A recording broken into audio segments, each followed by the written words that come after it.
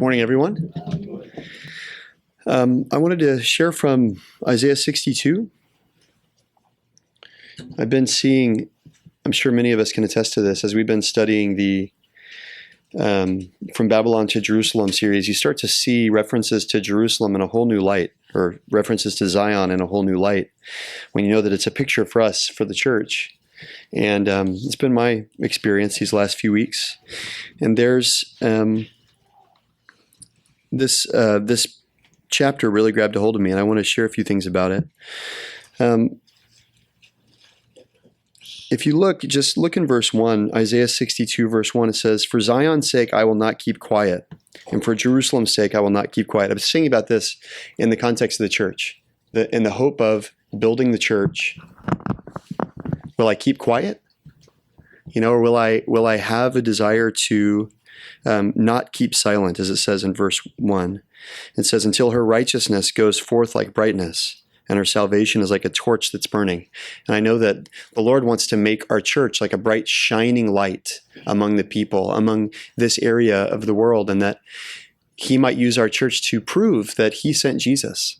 Will I, like Isaiah says here, will I not keep silent? Will I not keep quiet until I see that being accomplished? Verse 2, "The nations will see your righteousness, and all the kings will see your glory." We just sang, He makes the nations prove the glories of His righteousness and wonders of His love. I don't know if this is the verse necessarily that song was referring to, but I was thinking of that. The nations will see your righteousness when? When they see the church perfected in unity, and when they see the church loving one another as Christ loved us. It will make the nations prove the glories of His righteousness and wonders of His love. It's our purpose. And I was seeing this in Isaiah 62. And we could go on. There's a lot of great things. "It will no longer be said of you," verse 4, "Forsaken, your land will no longer be called desolate." I think it's an accusation of a lot of people that could have towards the church. Forsaken. God's not there. There's no power there. It's desolate. There's nothing growing. There's no fruit there. But you will be called, "My delight is in her," and your land will be called married. People start to see, wow, God is in her midst. God is with these people. He's present and powerful among them. The Lord delights in you, and in Him your land will be married. And I was thinking of this, and I spoke a little bit last week about counting the cost of being a pillar, and the blessings of being a pillar in the church, and the burdens of being a pillar in the church. And it says here, and if you look at verse 6, this is what grabbed my attention. It says, "On your walls, O Jerusalem, I have appointed watchmen.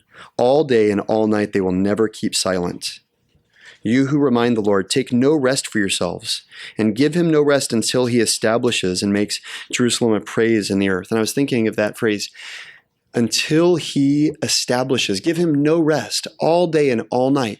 And again, this was just increasing my burden to pray for the church, to be burdened on behalf of the church. And I love that expression. I think it's amazing. Give God no rest until He does it. Have I thought about, do I give God rest? There's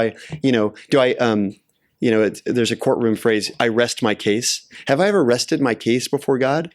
I hope not, because here it says, until you see that He establishes it. Have I seen our righteousness going forth like brightness? Have I seen the salvation being manifested in the church like a torch that's burning? If I haven't, then I must not stop crying out day and night. This is the mark of a watchman, that I will give him no rest. And it reminded me of Daniel. We've heard the story of Daniel from the sermons about how he was reading in the scrolls in the book of Jeremiah, where it says that 70 years the people will be exiled. And he didn't just sit back and say, "Oh, okay, it's going to be soon." No, he got on his knees and he fasted and he prayed and he started begging God, "Make it so. You promised, make it so. Please make it so." And that's a wonderful picture for me of giving God no rest. Day and night, crying out. I'm devoted to making my plea consistent with God's promise.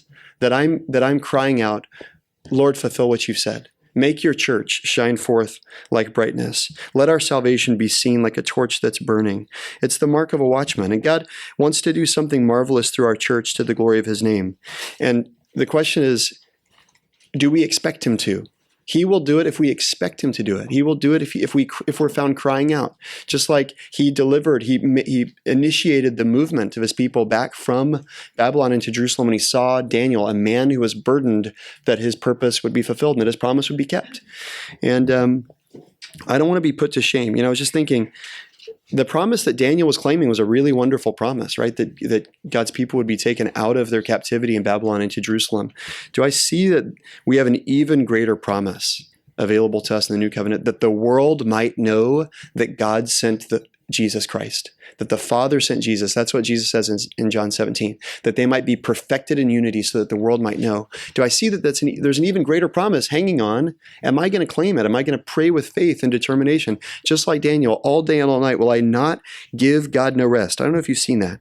It says in verse 6, you who remind the Lord, if you consider yourself a watchman, if you want to be a pillar, you who remind the Lord, don't take rest yourselves either. Don't take rest yourselves, and don't give God rest until he establishes it. And the picture of a watchman in my mind, the picture that I got was a picture of a soldier. I think that's accurate. I think a watchman is a soldier. But even using the word soldier, as the Lord gave me that picture, it helped me see that the attitude of the watchman is a soldier's mentality. And as I thought about soldier, a lot of the passages from the New Testament that talk about being a soldier spoke to me in the context of Isaiah 62, where it says, you who keep watch, take no rest for yourselves. So I wanted to share a couple of those. And if you turn to 2 Timothy, 2 Timothy chapter 2, Paul says to Timothy, starting in verse 3, 2 Timothy 2:3, he says, Timothy, suffer hardship with me as a good soldier of Christ Jesus. How is a soldier known, Paul?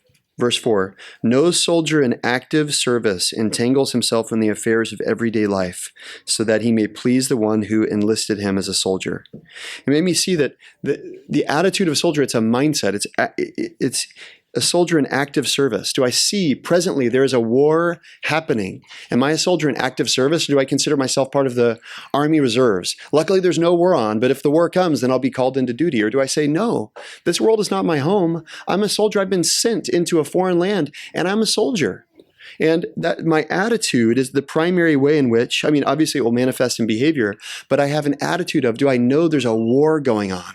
There's a war being raged. And what Paul says is, if you have this attitude, do not allow yourself to be entangled in the affairs of everyday life. I don't think that means I don't think Paul's saying you never have needs. You don't have to eat. You don't have to work. I don't think that's what Paul's saying at all. But I think what he's saying is these aren't our primary concerns. A soldier who's actively in service isn't primarily concerned with what am I going to eat? What am I going to work? How am I going to get my, money, things like that. I think our primary concern is overridden. Those things are overridden because there's a prevailing reality that there's a war going on. When I'm in a war zone, I'm not worried about, I'll get my food. I got to sleep. I got to eat. I got to make money. That's fine. But there's a war going on. It reminded me of, pictures of America in World War I. And, everybody, they're eating as little as possible so they can send rations to the army, right? They're using as little steel as possible. It's like there was an army mentality that pervaded not only the soldiers, but it affected people's lives. They started saying, I got to make sacrifices. We got a war going on.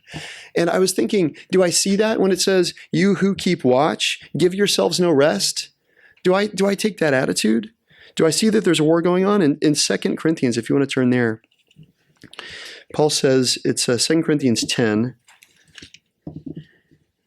and starting in verse 3, he acknowledges that we walk in the flesh. He says, though we walk in the flesh, we have to eat, we have to sleep, we have to work. He was a tent maker.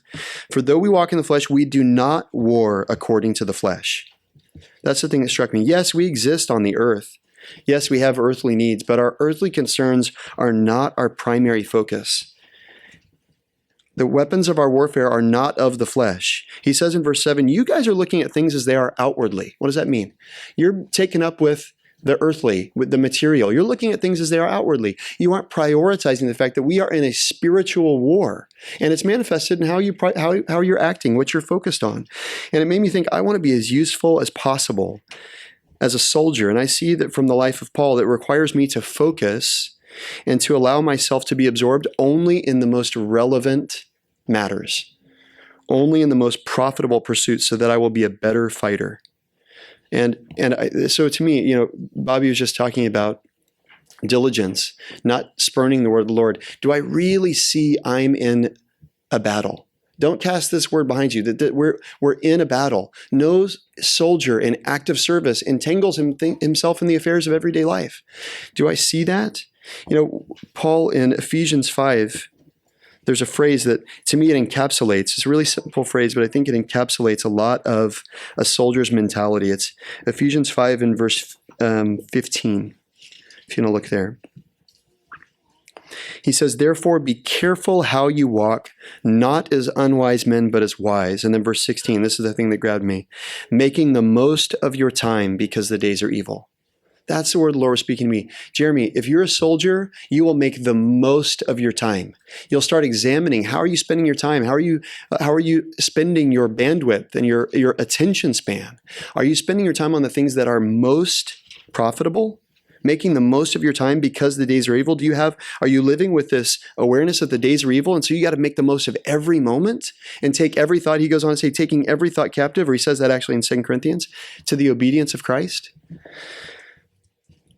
Spend your time seeking the most spiritually enriching things possible. Don't be lulled into sin for sure, but also be on guard against unwatchfulness and just needless pursuits. Every one of us, I think we have to make our own assessments of our own lives. But I would say for myself, if I'm honest, I have so far to go before I can say I am, quote unquote, seeking the Lord with all my heart. God promised, you will search for me and find me when you search for me with all of your heart. And that's the person who searches with all their heart is the person who, as Paul says in Ephesians 5, makes the most of their time, who does not get entangled in the affairs of everyday life. And it really convicted me to see, I'm not seeking the Lord with all my heart. There's still lots of other things that are, quote unquote, harmless curiosities and interests that I'm pursuing. And it made me think, because I think that for me, I can coddle a lot of hobbies and interests and activities and indulgences in my time because there's nothing wrong with them, and I don't know about you, but I can defend my right to do things because there's objectively nothing wrong with them. And this question came to me.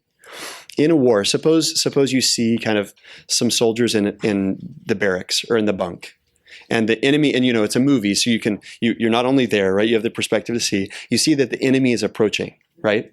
And then it zooms into the bunks, and you see the soldiers are engrossed in a game of Monopoly. Is there anything wrong with playing Monopoly? Yeah, objectively no. But if you're in a war, and if the enemy is encroaching and is approaching, if we're watching that movie, we go, guys, wake up! Stop playing Monopoly. They're at the door. They're about to kill you. And I was thinking, there's a lot of things that I spend my time doing that I think, if I'm watching the movie of my life, I would go, dude, there is a war going on. The enemy is approaching. What are you doing spending your time like that? Sure, there is nothing objectively wrong with playing Monopoly or, any other, harmless pursuit for that matter. But to me, my point was the harmlessness of a pursuit is not only the intrinsic rightness or wrongness of it. The harmlessness of a pursuit is also a function of its context. And what I can do, what I can indulge in, how I can spend my time is a function of the reality that I see around me. If there's no pressure, I can spend my time in any way that I want to. But if I see that I'm in a war, I have to start evaluating ththings, not on their objective basis of right, is it right or is it wrong, but is this the most profitable way I can be spending my time in this war? Can I be enriched spiritually in any way? Should I be loading my gun? Should I be taking it apart and putting it back together? Right? You see these, I think Forrest Gump, he got really good at putting his gun, together and tearing it apart, right? Was it in Forrest Gump? I don't know. I'm picturing a war movie of some kind. But the question is something lawful? I was talking with somebody this week and they were talking about, it's lawful. And it made me think, if my bar is this, when evaluating the use of my time in some way, if my bar is this lawful? It's a very low bar. And for me, the question was, is it fitting for a time of war? Is it wise to do this knowing that I'm on the battlefield? That was the question. I believe there's a role for rest. For sure. I mean, it's clear. And for relaxation, Jesus, it says, took his disciples aside for rest one time. So I see that that's permissible for sure. But I was thinking about my own life and even how I view that passage. And I would say I have taken that rather what seems to be actually an exceptional and, as far as I know, even a singular event. As far as I know, the Gospels talk one time about Jesus taking his disciples away for rest. I've taken that exception and I built an entire theology of life around it. It's okay to rest, so I can rest all the time. But the question is, was the rule of Jesus' life rest? Was the rule of his life recreation? Or was that the exception? And am I building the practice of my life on an exception, or am I building the practice on the norms of Jesus' life? And I fear for myself that I've taken this. I got this. I heard this phrase: Do we view the Christian life as a playground or a battleground? And I was convicted when I read that. All too much of the time, it's a playground for me. Very little of the time do I find myself with this soldier's mindset of I'm actively in service. And it's a far cry from Isaiah 62, where he says, take no rest for yourselves and give God no rest until he establishes this thing that he promises to do on behalf of the church. And it just made me see how my role, how I'm guilty, how there's blood on my hands, insofar as God's waiting for someone to be eager and to expect him to fulfill his word. I'm playing Monopoly in the barracks. I'm just having a good old time while the enemy is approaching. I'm oblivious to the war that's waging around me. It's unwise to build our lives upon exceptions. That's what struck me.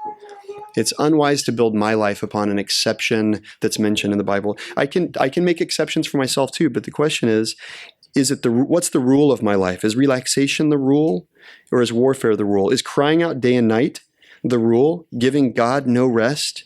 Or is it an exceptional moment when I decide to give God rest? That's a question that came to me. Is it unusual for me to really be earnest and burdened and sincere and pray? Is it unusual for me to go to bed late because I was so burdened and I wanted to pray?